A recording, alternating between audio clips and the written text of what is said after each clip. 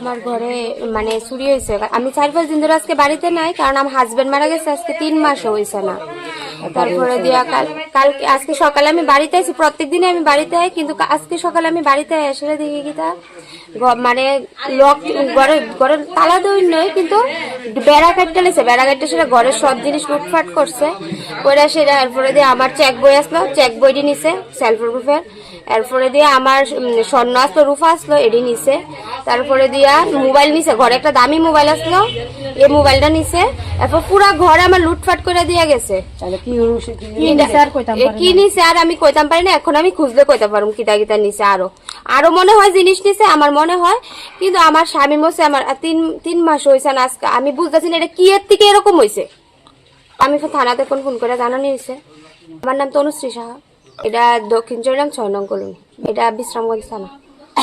ব্যাপারটা এটা আমার অন্যরকম মনে হইতেছে। আমার কাগজপত্রটি কালকে আমি বাড়ির থেকে নিয়ে যাবো, নইলে আমার কাগজপত্রটি আজকে কালকে নিল গেলে রাতের বেলা। আর আমি যদি কালকে বাড়িতে থাকতাম মনে হয় আমার মনে মাই রইলে কালকে, আমার এরকম মনে হইতাছে, আমার এরকম ডাউট হইতাছে। আমার বাচ্চাটা ছুট্টু, আমি বাচ্চাটা নিয়ে বাড়িতে আমি সবসময় আমি থাকতে পারি না, তার কারণে আমার ঘর তালা তুলা দিয়ে আমি প্রত্যেকদিন ঘর বাড়ি দেখা যাই।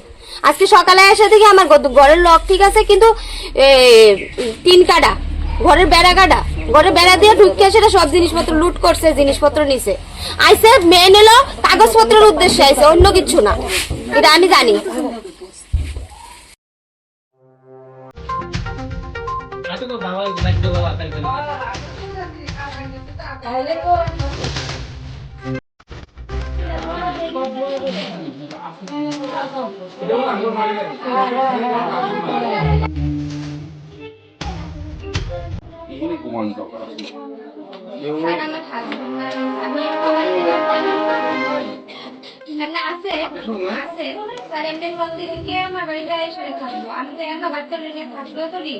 অনেক কিছুই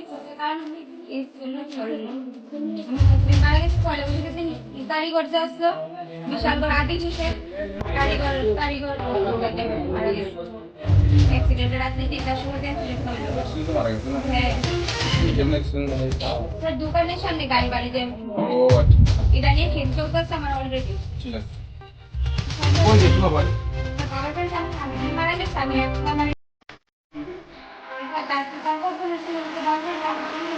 সেটা বাড়িতে থাকে দেখে যাই।